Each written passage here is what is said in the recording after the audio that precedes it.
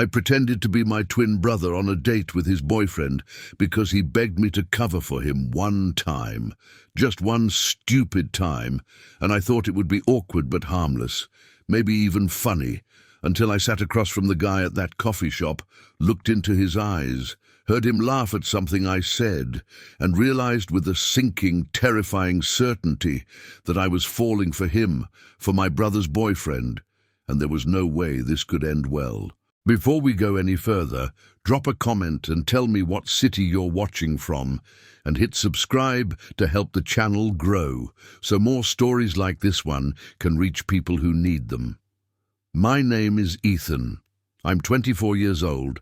I work as a graphic designer for a small tech startup in Seattle, and I have a twin brother named Evan, who looks exactly like me. I'm talking exactly. Same dark hair that always falls a little too long over our foreheads. Same green eyes, same height at 6'1", same build, same hands, same voice. Growing up, people couldn't tell us apart. Our own parents sometimes mixed us up. Teachers gave up trying. Friends would call one of us by the wrong name and we'd just roll with it. When we were kids, we used to think it was hilarious. We'd switch classes in middle school just to see if anyone noticed. Spoiler alert, they rarely did. We'd prank our dates in high school, swapping halfway through a movie or a school dance. It was always just dumb twin stuff, harmless fun, the kind of thing you laugh about years later. But this time was different. This time the stakes were higher. This time someone's heart was on the line. And this time I was the one who ended up getting hurt. It started on a Thursday night in late September. I was at home, working late on a project for a client, when my phone rang. It was Evan. I could tell something was wrong by the way he said my name. He sounded panicked, breathless, like he'd been running. He said, "Ethan, I need your help. I need a huge favor. Please don't say no before you hear me out." I asked what was going on. He said he'd double-booked himself. He had a work dinner with his boss. A dinner he absolutely could not miss because it was about a promotion he'd been chasing for months. But he also had a date with his boyfriend Marcus that same night, a date he'd already cancelled twice in the past 3 weeks. I told him to just reschedule with Marcus, to be honest, to explain the situation. But Evan said he couldn't. He said Marcus was already upset, already feeling like Evan was prioritizing work over their relationship, and if Evan cancelled again, Marcus might break up with him. Evan said he loved Marcus, that he didn't want to lose him, but that he also couldn't skip this work dinner. And then he asked me. He asked if I would go on the date with Marcus, pretend to be him, just for one night. Just 2 hours, just to keep Marcus happy until Evan could make it up to him properly. I laughed at first. I thought he was joking, but he wasn't. He was dead serious. He said Marcus had only been dating him for 3 months, so Marcus didn't know all the little differences between us yet. He said Marcus wouldn't be able to tell. He said, I just needed to show up, be nice, keep the conversation going and leave. That was it. Nothing complicated, nothing risky. I should have said no immediately. I should have told Evan that it was a terrible idea, that it was dishonest, that it could blow up in his face. But Evan is my twin brother. We've been through everything together. We shared a womb. We shared a room growing up. We shared every major moment of our lives. I've always had a hard time saying no to him, and he sounded desperate, so I said yes. I told him I'd do it, just this once, just to help him out. Evan was so relieved he almost cried. He thanked me over and over. He said he owed me big time. Then he started giving me information about Marcus. He said Marcus was 26, a year older than us. He worked as a physical therapist at a clinic downtown. He loved hiking, old black and white movies, Thai food and dogs. He hated people who were late, people who talked during movies, and people who didn't return shopping carts. He had a dry sense of humor and a tendency to overthink things. Evan sent me photos. Marcus was tall, maybe 6'2", with light brown skin, short curly hair, warm brown eyes, and a smile that looked genuine and kind. He was handsome, really handsome. I felt something twist in my stomach when I looked at his picture, but I pushed it down. This was just a favor, just one night, nothing more. The date was set for Friday at 7 in the evening at a small Italian restaurant downtown called Bella Notte. Evan told me what to wear. He said Marcus liked it when he dressed casually, but put in a little effort, so I should wear dark jeans, a navy blue button-up shirt, and the leather jacket Evan had bought last year. He told me to be on time, to smile, to ask Marcus about his day, to not talk too much about work because Marcus found that boring. He coached me like I was going undercover on a spy mission. I took notes. I practiced answers to questions Marcus might ask. I felt ridiculous, but I also felt like I owed this to Evan. Friday came. I spent the whole day anxious. I kept thinking about backing out, about texting Evan and telling him I couldn't do it. But I didn't. I got dressed exactly how Evan told me to. I looked in the mirror and saw my brother staring back at me. I drove downtown, parked a block away from the restaurant, and sat in my car for 10 minutes trying to calm my nerves. I kept telling myself it was just dinner, just 2 hours. I could do this. I walked into the restaurant 5 minutes early because Evan had drilled into me that Marcus hated lateness. The hostess asked if I had a reservation. I said yes, under Evan. She led me to a table near the window, and there he was, Marcus, sitting there, scrolling on his phone, wearing a grey sweater that looked soft and expensive. When he looked up and saw me, his whole face lit up. He stood up, smiled, and said, "Hey, babe." Then he leaned in and kissed me on the cheek, casual and warm, like it was the most natural thing in the world. I froze for half a second. I hadn't expected that. Evan hadn't mentioned that Marcus was affectionate. But I recovered quickly. I smiled back. I said, "Hey, sorry I'm a little early." He said, "No, it's perfect, I just got here too." We sat down. He asked how my day was. I said it was good, busy, the usual. I was careful with my words. I tried to sound like Evan. I tried to remember everything Evan had told me. We ordered drinks. Marcus got a glass of red wine. I ordered the same because I didn't know what Evan usually ordered, and I didn't want to risk getting it wrong. We looked at the menu.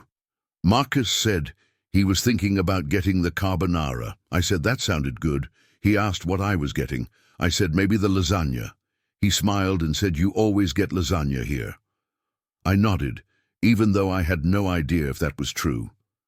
The food came. We ate. We talked. And here's the thing, Marcus was easy to talk to. He wasn't trying to impress me. He wasn't putting on a show. He was just himself.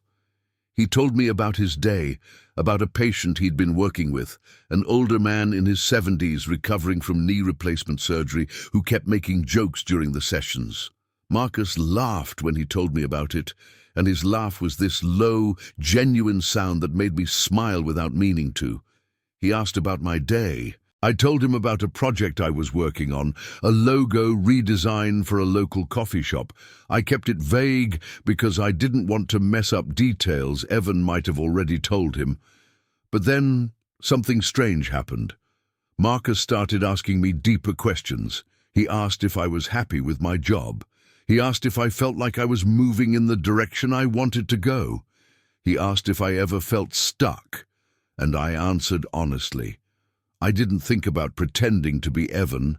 I just answered as myself. I told him that sometimes I felt like I was just going through the motions, like I was doing what I was supposed to do, but not what I actually wanted to do. I told him I wasn't even sure what I wanted anymore. Marcus listened. He didn't interrupt. He didn't try to fix it, he just listened. And when I finished, he said, "It sounds like you're being really hard on yourself." He said it's okay not to have everything figured out. He said most people don't, they just pretend they do. And something about the way he said it, the way he looked at me when he said it, made me feel seen, made me feel like I mattered. We finished dinner. The waiter brought the check. I reached for it, but Marcus said no. Let me get it this time. I said, "Are you sure?" He said, "Yeah, you got it last time." I didn't know if that was true, but I let him pay. We walked outside. It was cold. The air smelled like rain. Marcus pulled his jacket tighter and said, "Do you want to walk for a bit?" I should have said no. I should have said I had to get home. But I didn't. I said yes. We walked through downtown Seattle. The streets were busy with Friday night crowds, people heading to bars and restaurants, couples holding hands, groups of friends laughing. We walked past lit-up storefronts and street musicians and food trucks. Marcus talked about his family.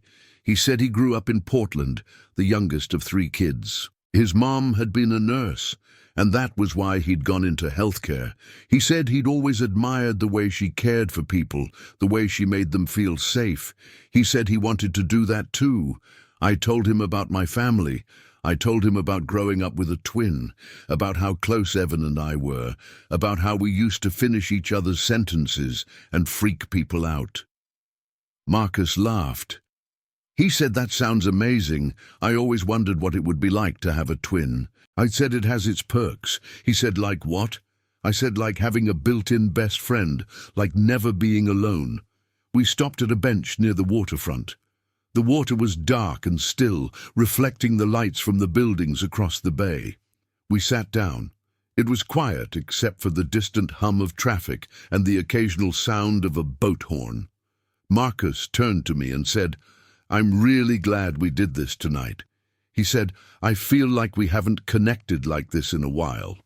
He said, "I missed this. I missed us just talking." My chest tightened. I didn't know what to say, because he thought he was talking to Evan. He thought he was reconnecting with his boyfriend. And I was just sitting there, lying to him, pretending to be someone I wasn't. I felt like the worst person in the world, and then he leaned in and kissed me. It wasn't a long kiss. It was soft, tentative, like he was testing to see if it was okay. But it was enough to make my entire world stop. I should have pulled away. I should have stopped it. But I didn't. I kissed him back. And for a few seconds, I forgot everything. I forgot that I was pretending. I forgot that Marcus thought I was Evan. I forgot that this was wrong. All I knew was that his lips were warm and his hand was on my jaw, and this felt right in a way nothing had felt right in a long time. He pulled back. He looked at me with this soft, happy expression. He said, "I love you." And my heart broke into 1,000 pieces. I said, "I love you too."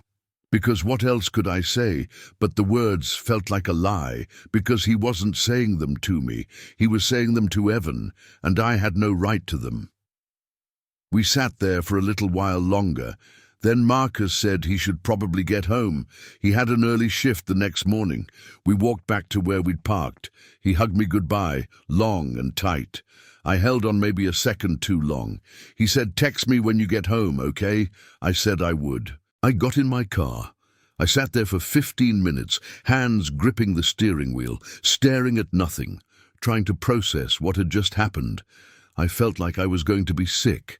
I felt like I'd just done something unforgivable, but I also felt something else, something I didn't want to name, something that scared me.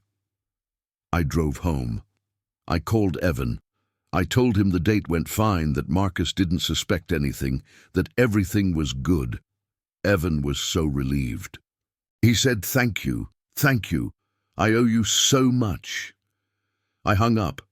I sat in my apartment in the dark and tried to convince myself that what I was feeling wasn't real, that it was just a weird emotional reaction to a strange situation, that it would go away by morning. But it didn't go away. The next day, I woke up thinking about Marcus. I thought about the way he'd laughed. I thought about the way he'd looked at me when I talked. I thought about the kiss. I tried to push it out of my mind. I threw myself into work. I avoided thinking about it, but every time my phone buzzed, my heart jumped, hoping it was him, and then I'd remember that he thought I was Evan, and my heart would sink again. 3 days later, Evan called me. He sounded devastated. He said Marcus broke up with him. I felt my stomach drop. I asked what happened. Evan said Marcus told him that something felt off.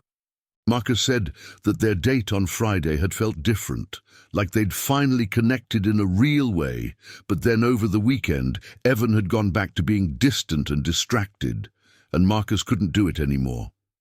Marcus said he wanted to be with someone who was present, someone who made him feel like he mattered, and he didn't feel that with Evan. I didn't know what to say. I realized what had happened.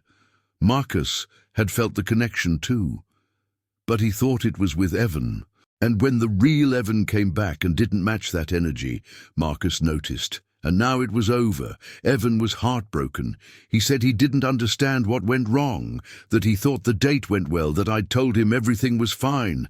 I told him I was sorry. I didn't tell him the truth. I didn't tell him about the kiss. I didn't tell him that I'd fallen for Marcus. How could I? It would destroy him. 2 weeks went by. I couldn't stop thinking about Marcus. I hated myself for it. He was Evan's ex-boyfriend. I had no right to feel this way, but I couldn't help it. And then one Saturday afternoon, I was at a coffee shop near my apartment, and he walked in. He saw me. His face lit up with recognition. He walked over and said, "Hey, Evan, I didn't know you came here." My heart stopped. I thought about correcting him. I thought about telling him the truth right then and there. But I didn't. I just said, "Hey." He asked if he could sit down. I said, "Sure." We talked, and just like that night, it was easy, it was comfortable. He told me about his week. I told him about mine. We laughed, we joked, and then he said something that made my blood run cold. He said, "You seem different today, more like you were that night we had dinner. I feel like I can actually talk to you." I realized he was starting to notice. He was starting to see that something didn't add up. I panicked. I made an excuse. I said I had to go. I left. I went home and called Evan. I told him everything. I told him about the date, about the kiss, about running into Marcus, about the fact that Marcus was starting to figure out that something was wrong.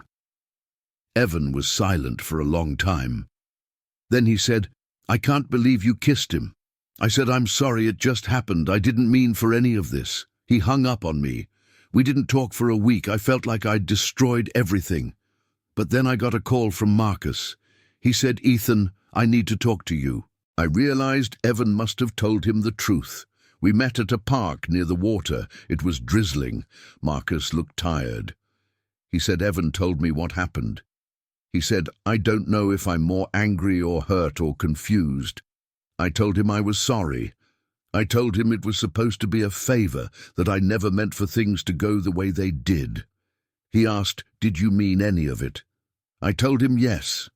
I told him every word I said that night was real. Every laugh, every answer, every moment.